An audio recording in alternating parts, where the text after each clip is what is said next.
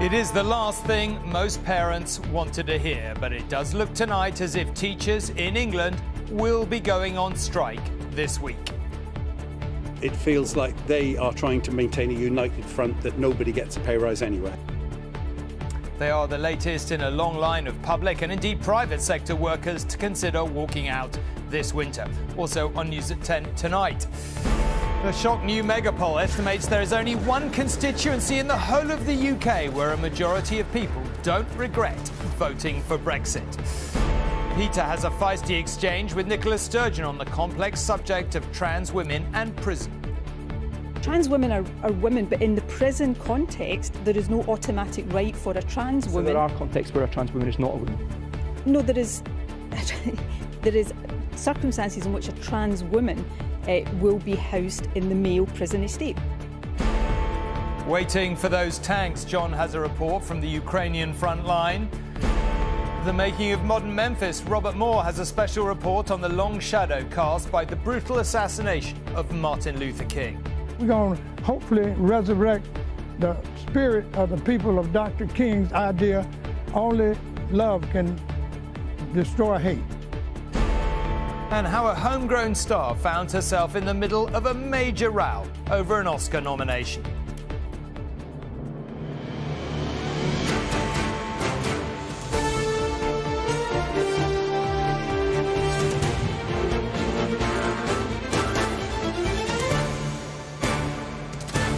This is On TV News at 10 with Tom Bradby.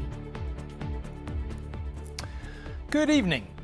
So far this winter, it has been hard to argue with the idea that things have been going pretty smoothly, with the small exception of the rail and tube strikes and those by ambulance drivers, nurses, post office staff, university administrators, cleaners, library staff and caterers, paramedics, NHS care assistants, call handlers, driving examiners, civil servants, baggage handlers and border force officials. Apart from that, it has been business as usual. But at least after COVID, our kids' education in England at least was not being disrupted. Until now. It looks tonight as if teachers will indeed be striking this Wednesday.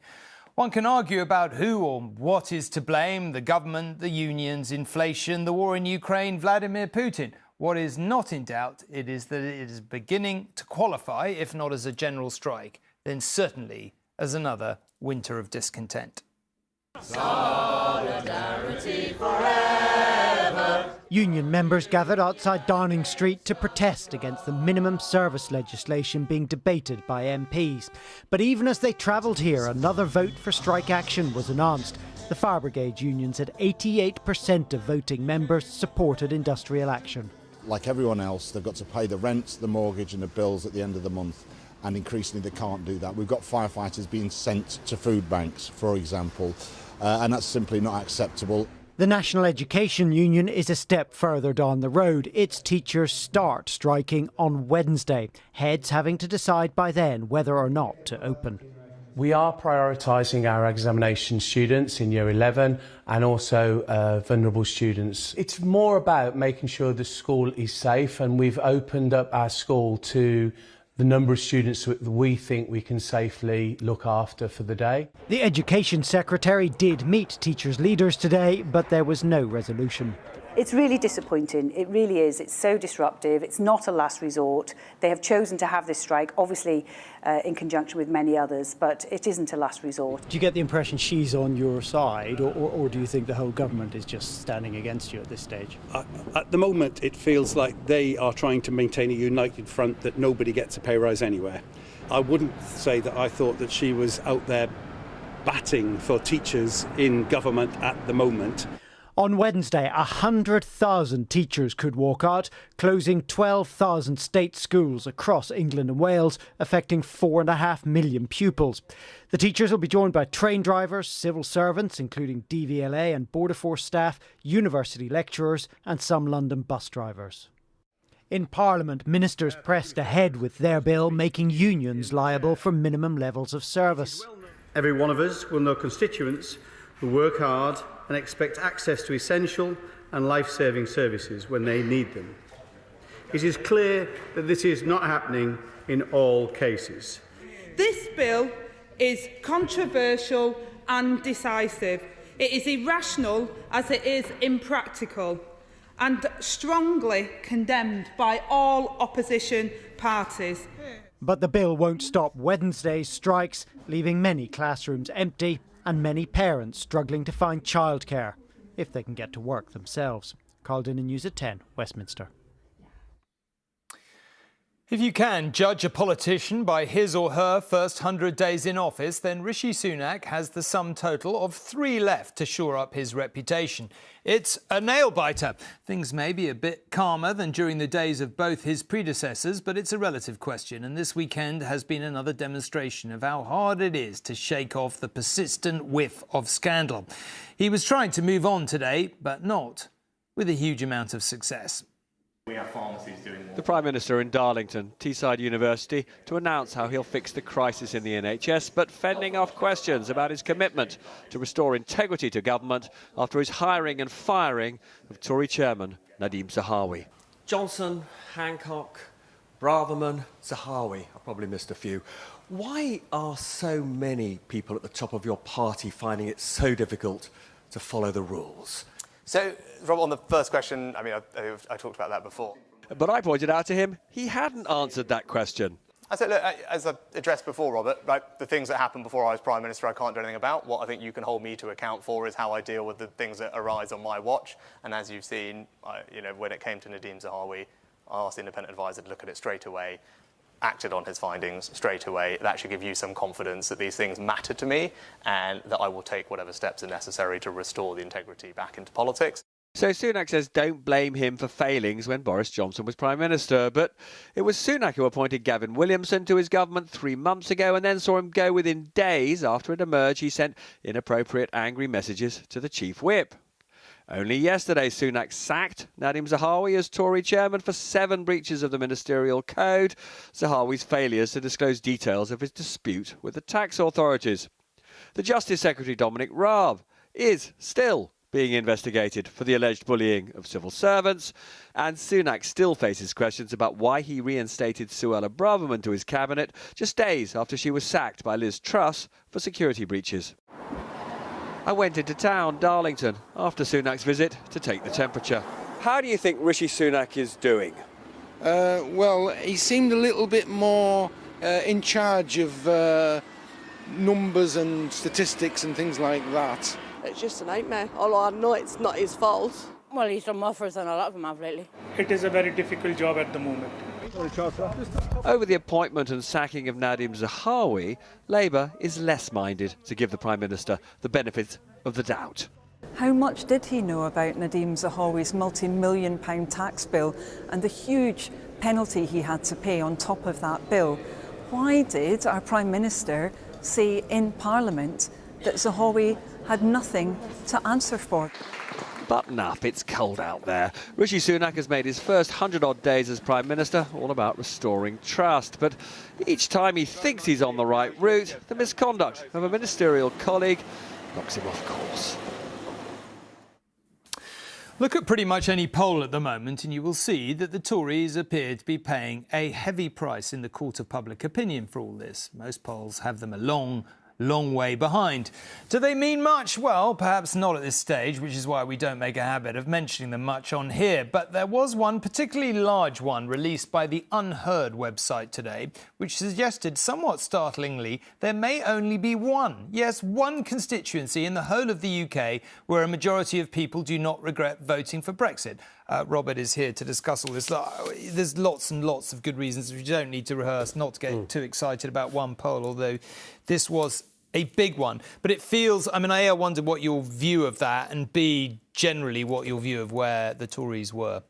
So, look, all the polls recently when it comes to looking at Brexit, leaving the European Union, show that now a majority of British people think we were wrong to leave. And actually, you and I shouldn't be remotely surprised about that. I'm reminded in the weeks running up to the 2016 referendum, I said night after night, leaving the EU will make us poorer. I said there were other reasons why you might want to leave the EU. This whole issue of restoring a degree of sovereignty to the British Parliament was one, controlling immigration. But if you were doing it whether to be richer or poorer, we were obviously going to be poorer if we left the European single market, and so it's turned out. And of course, at a time when there are many other powerful factors bearing down on our living standards, shock of rising energy prices for just one, obviously people in these circumstances think, oh, well, maybe it was a mistake to leave the EU. Maybe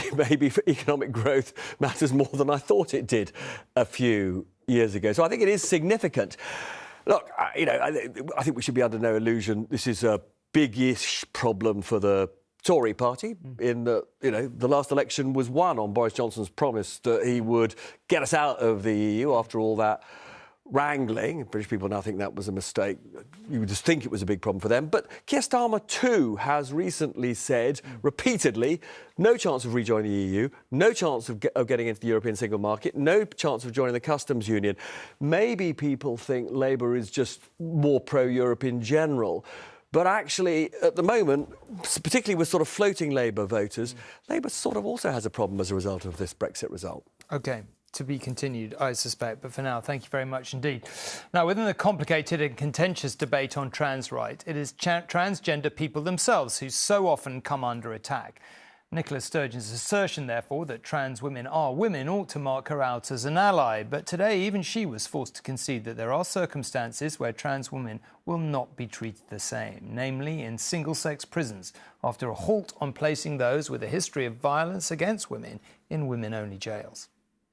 First, Isla Bryson, a double rapist who self-identifies as a woman and applied to be moved to a women's prison.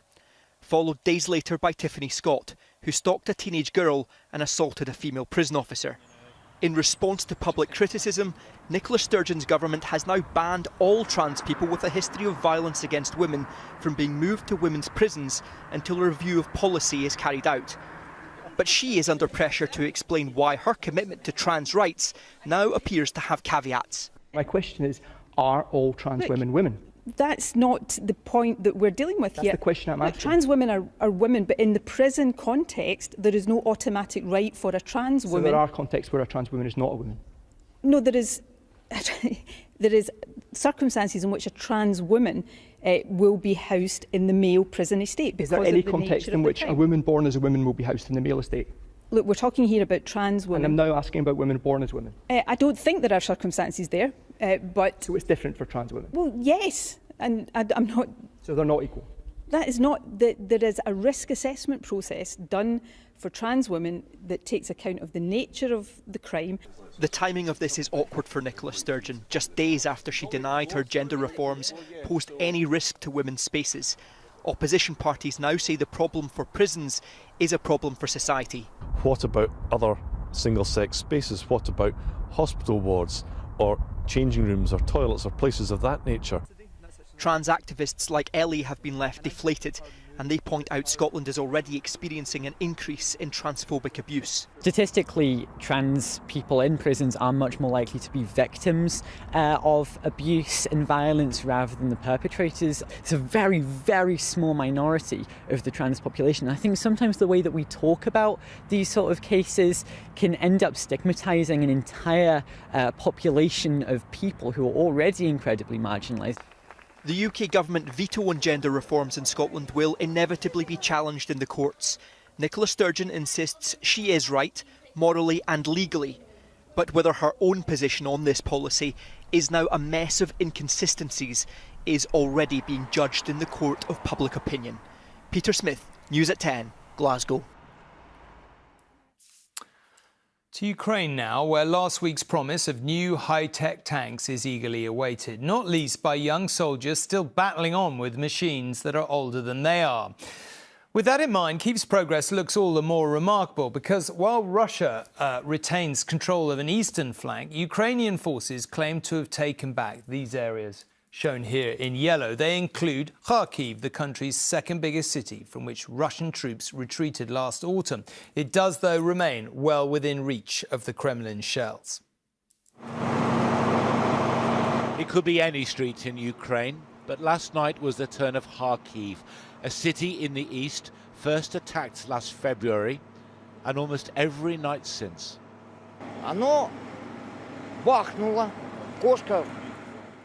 There was a huge bang. My windows were blown out. The building was on fire. Another 10 meters, and it would have hit my apartment. It's midnight, freezing cold, and for emergency workers, what is now a well-practiced routine. It is a familiar and depressing scenario that is playing out.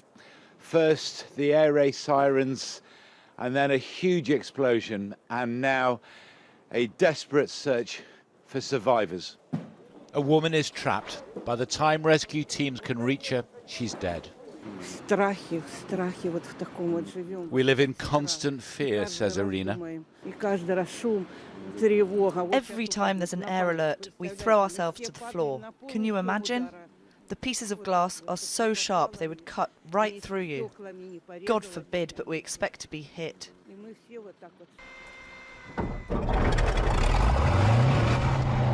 A few miles from the Russian border, aging tanks are a big part of Kharkiv's defense. The machine's supposed to be every day ready for job to kill Russians. We are protecting our land from them, from these invaders. Vitaly commands a tank manufactured in the year he was born. They're promised modern Western replacements, though not yet the numbers they want, nor soon enough. Are these tanks going to reach you in time to make a difference?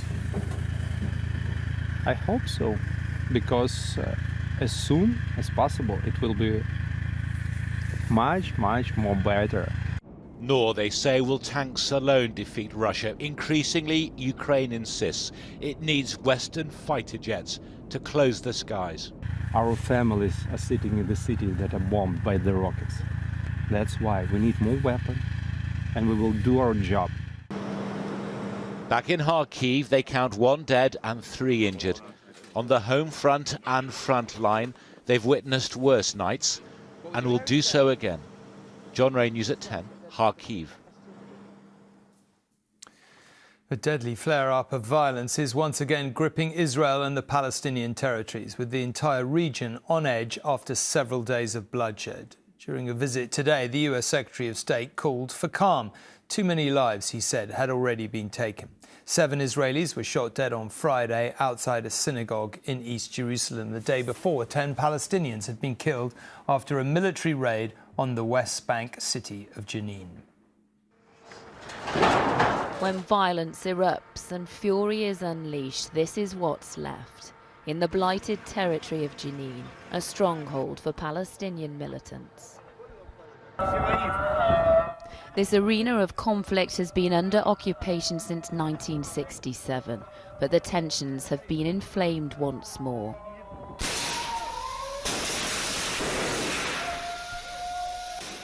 It's after the fiercest, the widest and the deadliest raid on the city by Israeli forces in years. They perceived an imminent threat. 10 Palestinians were killed. Ez al-Sadi's cousin was among them, Omar, who was 24. The Zionists have backed us into a corner. We as Palestinian people love life, but there is no opportunity for life on this land. Ez was shot himself by a sniper at 16, in the neck, the legs and the elbow. His uncle founded the paramilitary group Islamic Jihad here. I'm a prisoner in Jenin. I'm not allowed to travel, to go anywhere else. Nobody revels in the flames stoked in this city, but they're not ready to put them out either. Arta Abu Rameli is Jenin's political leader. He took me to where 3 militants were killed in the one house. A rocket destroyed it. This is the building. Destroy the occupation. I'm calling for all our people to go out and defend themselves by every means possible against this occupation. We have every right. They feel like they're being invaded, and the homes of civilians, not militants, also come under fire. I was brushing my hair and the soldiers came and blew up our house, she said. People say they've been living under threat here for years, but in the last few months and most recently, the raids by Israeli forces here have intensified. There is strong anger, but people say there's also high morale because they are still prepared to fight for a different life to this. A life that isn't forever watched and monitored, but the Israel Defense Forces admit mistakes were made. We've been doing these pinpoint operations where most of it has gone without any damage. This one, it got a bit messy. But when we see a ticking time bomb and we see people gearing up to do activity in our home front, we go in and we handle it. The blood is up on both sides, with all weapons being used at will. Lucy Watson, News at 10, Jenin. Even after all the forewarning, the harrowing video footage released at the end of last week still retained its ability to shock. It showed the events that led to the death of Tyree Nichols, a young black American violently beaten by black officers. Memphis is sadly no stranger to police brutality, but the city's unique place within the civil rights movement has cast a particular light on this latest pain. At the scene of the deadly assault, people from across Memphis are coming to pay their respects and to express their shock. Much of it raw and personal. And it bothers me because I don't feel safe in my own city. For Sharon Jones and others in Memphis, of all the things captured on this camera and on the body cams of the officers, one element is added to the anguish. It's always been white officers doing this to African Americans. You just would have never thought in a million years that black officers would do this to black potential suspects. Is that what made it so profoundly shocking to you? Yes, sir. 100%. Profoundly shocking. Many activists here insist the death of Tyree Nichols on January the 7th at the hands of these 5 officers is proof the power structure itself is racist. A point that protesters have made repeatedly to us over recent days. Once they put on their uniform, you're not black no more, you blue. Because they know what they're doing. That's why they was comfortable with doing it. The system failing us all the way around the board, and we tired of it. Memphis was a city at the heart of the tumult of the civil rights movement. It witnessed protests and police violence. But one event defines Memphis and still shapes its response to tragedies. But the man who fought against violence is by violence destroyed. Destroyed by an assassin's bullet at Memphis, Tennessee. The assassination of Dr. King on a motel balcony here in 1968 unleashed unrest across Memphis and the country. In a city that has witnessed so much trauma in its struggle for civil rights, the death of Mr. Nichols is not seen in isolation, but as part of a much longer arc. For historians here, the past and the present are inseparable. There's a long-held generational frustration because why am I having to deal with the same things my grandparents and my great-grandparents are dealing with? We've constantly been fighting and looking for justice. We've been looking for accountability. Martin Luther King was staying in room 306 where we see the reef. David and Yvonne Acey were in Memphis the day Dr. King was gunned down. And a bullet hit him under the neck. They had marched with him that week and say we need to look beyond the race of the police officers. I don't really worry about the race too much at this point, but I'm looking at the heart in the situation above the color. So I think the important thing to me at that point was character and not color. There are lessons for a new generation and a measure of hope too in recalling the teachings of Martin Luther King. We're going to hopefully resurrect the spirit of the people of Dr. King's idea, only love can destroy hate. So I'm happy that we did not tear the city up. We did not act very violently and irresponsible. For veterans of the struggle in Tennessee, history shows that progress is not linear, that there are constant setbacks and reversals. Robert Moore, News at 10 in Memphis. Quite how green and pleasant our land actually is, of course, depends on where you happen to live. But with the government's environmental plan expected tomorrow, concerns are already being raised over what difference such pledges can make. What's really needed, say campaigners, is tougher enforcement of the promises already made. Our most important target is to halt the decline of nature in this country by the end of the decade. Environment Secretary Therese Coffey wants us all to get closer to nature. It's a key policy in the government's environmental improvement plan, due to be published tomorrow, along with a commitment to promote nature-friendly farming practices, challenge councils to improve air quality more quickly, and create 500,000 hectares of new wildlife habitats, like this urban wetlands in North London. We are one of the most nature-depleted countries in the world, largely driven by quite a lot of the industrial actions over the last century. And that's what we're seeking to repair and to recover. Because without protecting nature, we won't have clean water, we won't have cleaner air. Woodbury Wetlands was until 2016 just a reservoir. Now rewilded, it's also a diverse habitat and natural filter for pollution. With reed bed, believe it or not, reed actually can cope with pollution and quite high pollution levels. So there are natural biomechanical solutions to clean water and to filter horrible sewage that goes into water. So give nature a chance. In 2018, the government published its 25-year environment plan, but this month a damning review by an independent watchdog found it had so far failed to bring about the changes needed at the pace and scale required to meet government's stated ambitions for the environment in England. It highlighted frequent failure to make progress towards targets and adverse trends across marine, freshwater and terrestrial environments.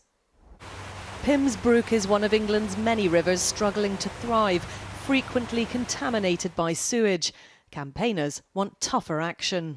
The sewage system has been underinvested in for so many years. We need to change that. Ofwat need to allow the water companies to invest more in sewage upgrades. Also, I'd like to see the Environment Agency given some real teeth. We need to get more funding into the Environment Agency so that polluters can be held to account. But while its plan promises a cleaner country, there's no sign the government's taking such bold steps. Martha Fairley, News at 10. Finally, it was the nomination that shocked Hollywood, given that Andrea Riseborough had barely registered this awards season. But then an apparent grassroots campaign propelled her to an Oscar nod for Best Actress. So is it a David against Goliath story or something more complex? What do you plan to do with 190,000 smackaroos? I don't know, maybe buy a house? Just have a better life! To Leslie wasn't seen by many, taking just $27,000 at the box office.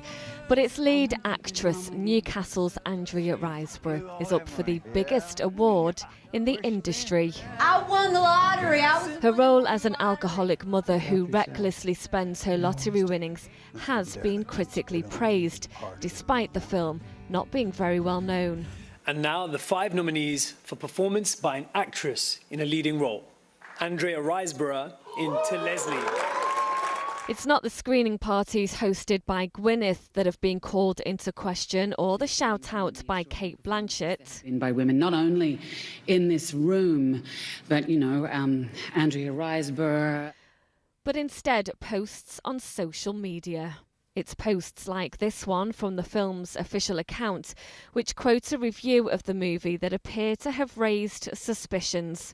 As much as I admired Cate Blanchett's work, it said, my favourite performance by a woman this year was delivered by the chameleon-like Andrea Riseborough.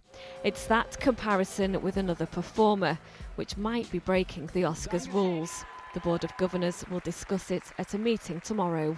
It's a bit like a political campaign. You go around, you kiss babies, you shake hands, everything like that. And it's orchestrated normally by PR companies or indeed by the studios themselves. The way technology is going in social media, it goes from Instagram to TikTok. Things are changing so rapidly. And I think for the Academy to keep up with this is quite hard. I'm your mother. I would not steal money from you. Although rare, it's not unheard of that nominations have been withdrawn. But tomorrow's meeting could also lead to a change in social media rules when it comes to drumming up support.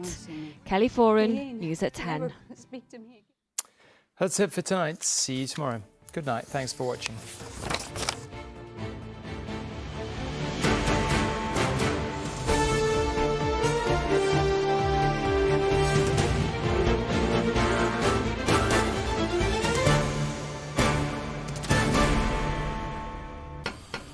It's a cold and wet outlook with some heavy downpours throughout the day. Heinz Big Soup sponsors ITV National Weather. Good evening to you. Staying breezy for the time being, chilly for some of us as the night wears on, ahead of brighter skies set to return as we slide into tomorrow. Clear and cold to start the night further south, close to freezing for a time before those temperatures recover. For the rest of us, this rain is sinking its way through Scotland, Northern Ireland, settling its way through Northern England and North Wales come the small hours. Blustery winds to accompany the rainfall here into a new day. And then behind this, turning chillier, blustery downpours into Scotland, a wintry mix of sleet and snow across the highest hilltops. And into tomorrow morning, mixed fortunes, as you can see. A little chilly for some of us at first thing. That area of overnight rain easing as it sinks its way southwards, leaving a lot of cloud initially before things cheer up. Sparkling sunshine for many of us, bright and breezy through the afternoon, but brisk winds will feed in blustery downpours across Scotland, Northern England and Northern Ireland. Sleet and snow across the Scottish Highlands for a time, a little chilly here, not feeling quite as cold for the rest of us. Heinz Big Soup sponsors ITV National Weather.